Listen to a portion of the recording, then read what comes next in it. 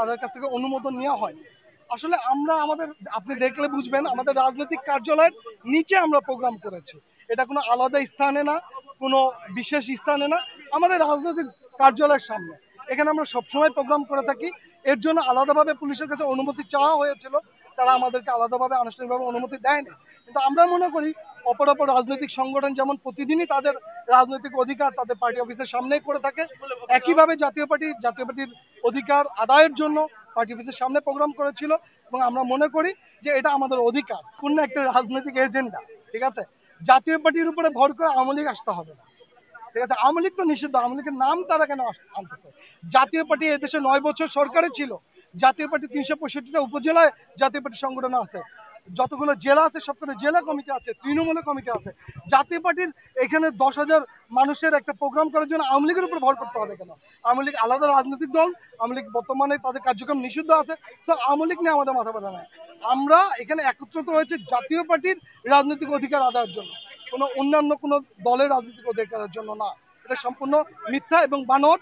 মূলত যারা তাদের রাজনৈতিক একটা কূটকৌশল হিসেবে তারা এই ধরনের অপপ্রচার চালাচ্ছে। পুলিশের এই হামলার পিছনে, পুলিশ তো আসলে প্রজাতন্ত্রের কর্মচারী, তারা প্রজাতন্ত্রের তার জনগণের অধিকারের জন্য কাজ করবে। তাদেরকে কারা নির্দেশ দিল? নিশ্চয়ই সরকারের নির্দেশ ছাড়া পুলিশ আমাদের এই হামলাটা করেনি, এই প্রোগ্রামটা বন্ডল করে দেয়নি। নিশ্চয় আমরা মনে করি এখানে সরকারের নির্দেশ আছে। এবং সরকারে তো আমার মাননীয় চেয়ারম্যান বারবার বলেছে এই সরকারের উপরে আরো 2টা সরকার আছে। তো আসলে যারা হচ্ছে সরকারের ছায়া সরকার, বিভিন্ন রাজনৈতিক দল তারা অলরেডি করেছে। তো তারা এই ধরনের নির্দেশনা তাদের থেকে আসতে পারে সরকারের হয়ে, আমরা এটা মনে করি। অবশ্যই রাজনৈতিকভাবে ব্যর্থ তারা, এর জন্য আমাদেরকে আটকানোর চেষ্টা করা হচ্ছে। তারা যদি বলে থাকে জাতীয় পার্টিকে জনগণ চায় না, জাতীয় পার্টিকে প্রত্যাখ্যান করেছে, তাহলে ভোটে আসুন।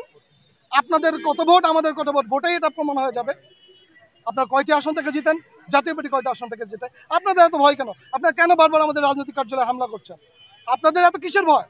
আপনাদেরকে যদি জনগণ চায়, জনগণ ভোটের মাধ্যমে জানাই দিবে। আপনি তো সরকার না, আপনি কেন বলতে পারেন জাতীয় পার্টি নিষিদ্ধ হবে? জাতীয় পার্টিকে জনগণ গ্রহণ করবে বা প্রত্যাখ্যান করবে, সেটা তো ভোটে এটা প্রমাণ হবে, তাই না? জাতীয় পার্টি তো গত যে জুলাই আন্দোলন, সেই আন্দোলনের একজন স্টেক হোল্ডার। আমরা তো আন্দোলন করেছি, আমরা সরাসরি আন্দোলনে ছিলাম। এই অভিযোগটা তারা করে থাকে সবসময়, কিন্তু আমাদের অবদান বলতে কিছু নাই।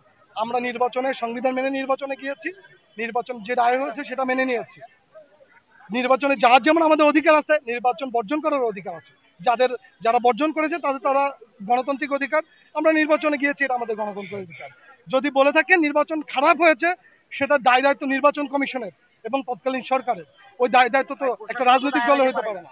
হ্যাঁ, প্রশাসন বলেন, তৎকালীন প্রশাসন, তৎকালীন নির্বাচন কমিশন, যারা একটা সুষ্ঠু নির্বাচন করার দায়িত্ব যাদের উপরে ছিল।